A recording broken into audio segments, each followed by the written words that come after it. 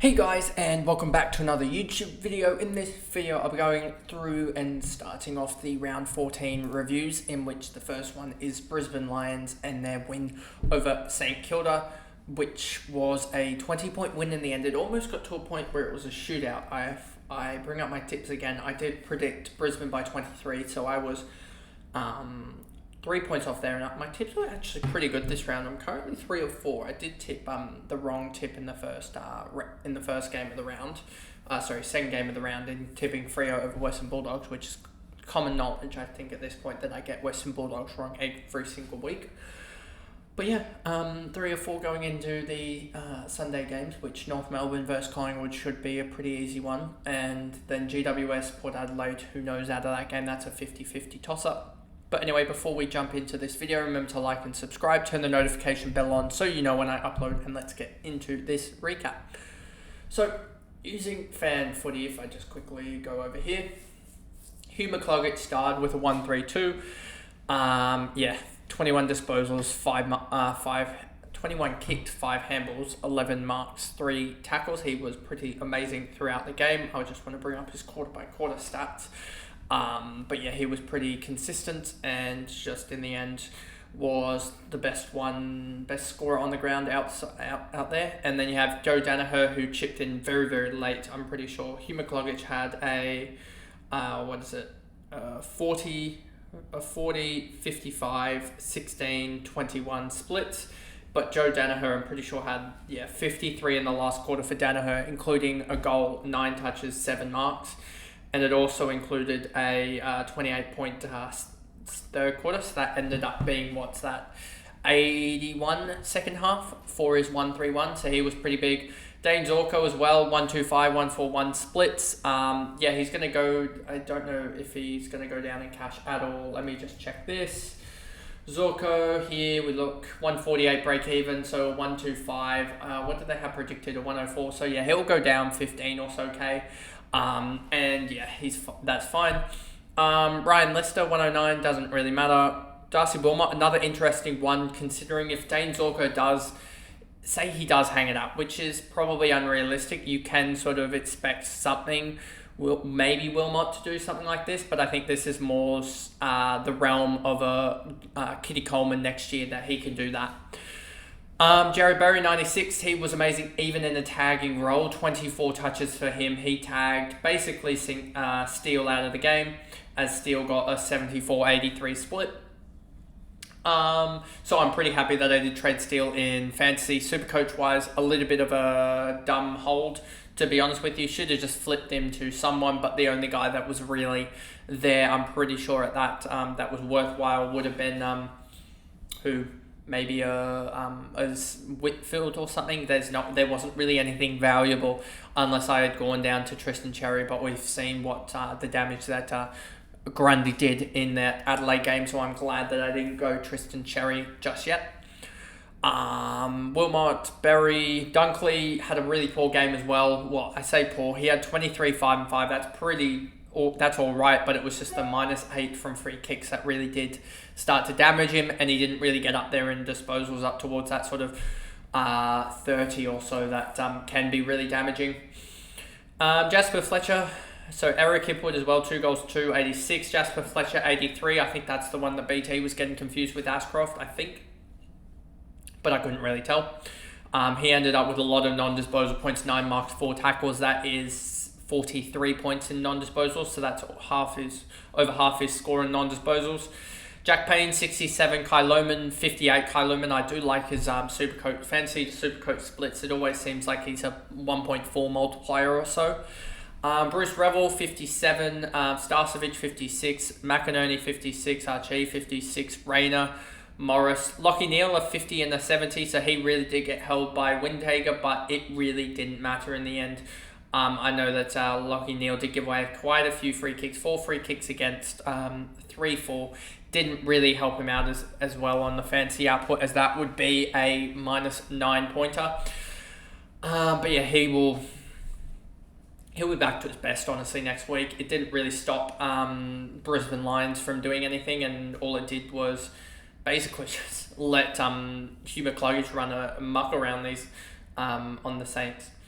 Then we go to who next? Harris Andrews had a really slow night, which was sort of surprising. Some people thought that he'd have a good night when it was St Kilda, as they generally give up a lot of marks, but he didn't. Charlie Cameron, he's been a real disappointment this year, just not getting involved too much. 1 goal for him, 9 touches. Connor McKenna subbed out after 7 touches, and Noah Ainsworth got the 4 touches when he came on for a 13. Then we move over to St Kilda. Roel Marshall ended up saving it after a horrific first quarter. I believe he was on 10 or so at quarter time, and he somehow saved it to go to a 10. As I've just received news that Simpkin is a late out. That is going to stuff up a bunch of sides. A bunch of sides are going to... Wow. This was 9 minutes ago that 10 news came out, by the way, from when I'm recording. So that would have come out just past 12. I'm glad that I didn't make that move now, because I was tossing up Jordan Clark and keeping Jack Steele, or going like one was a Peatling. Peatling didn't play, so this is almost on the fly here, just to one. And I think the other move, what was it? Trading out Clayton Oliver, Clayton Oliver, keeping a Jack Steele and getting a Jai Simpkin, and that would have completely stuffed up. So yeah, I'm glad that trade didn't happen. I'm glad that I also didn't go Simpkin in Supercoach as well. Wow, sometimes you are just lucky that things go your way, and yeah, that is one of those times. Rowan Marshall, 105, as we were talking about. I think he had 10. Let me check that. That's the reason why I saw that news, was I was looking down at my phone here and I had a notification about that. Rowan Marshall, what was he on? Yeah, he was on 10 at quarter time, so I was right in saying that. But he's boosted his way to a 105, which is still a decent performance. Just got outscored by, I know in Supercoach, by both Jackson and Grundy, but I know in Fantasy at least Grundy outscored him. I don't think LJ got up to him. Let me just see. No, he didn't. He got to a 91, which is still really good for the ruck in a week where Max Gorn was out. Mason Wood, 103. Jack Sinclair, 94. He was really, really impactful. Jack Sinclair, 94, 135 splits, 32 touches. Yeah, I thought he had a really good game, and he's an interesting one, Supercoach-wise, in round 16. There's a couple in round 16 that are definitely, I wouldn't say gettable, but are definitely on the radar. There's like 3 or 4 of them. There are underpriced guys, like maybe if Rosie turns it around today, if we see that, if he goes 100, then I'll be like, okay, let's grab him. But yeah, you got some St Kilda guys that you may want to jump on, jump off, etc. But yeah, we'll see. Jack Higgins, 5 goals, not going to do that again.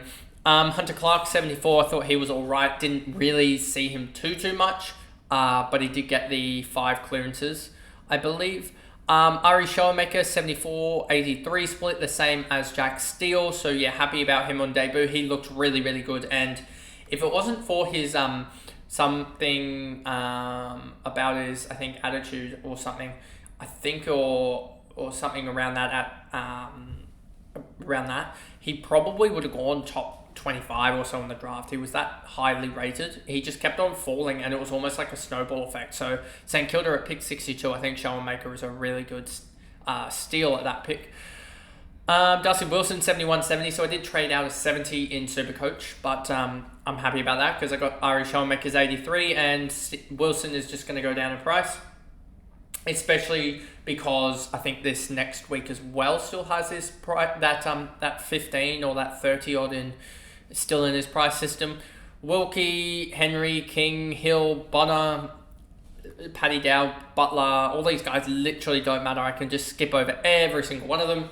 Next week, they go into the bye. Then after that, Wanganeen, Malira, and Stocker should be back, which means I suspect, given Showmaker's performance, we will see the likes of a Bonner probably dropped, I would say. I think Bonner will get dropped. He did have 16 touches, 5 marks, but Showmaker was on kick-out duty, I believe. So I think that Showmaker will get the nod over Bonner, to be honest with you. Let me just check here to see the kick-outs. 3 kick-outs for Showmaker out of 12. And what was Bonner on? Bonner got, let me just check here. Bonner got 2, so he did have more kickouts than Bonner. So yeah, it'd be interesting to watch that one, but I do think that that the likes of Shellmaker could be one that gets a lot of the ball in round 16 if he stays in the side. But anyway, that pretty much is the video there, and I guess I will see you guys in the next one, which will be the Western Bulldogs for Fremantle one, and then we'll have 2 per day for the it'll be 2 per day for the next coming days just to get through them. But anyway, that is the video, and I'll see you guys in the next one. Bye guys.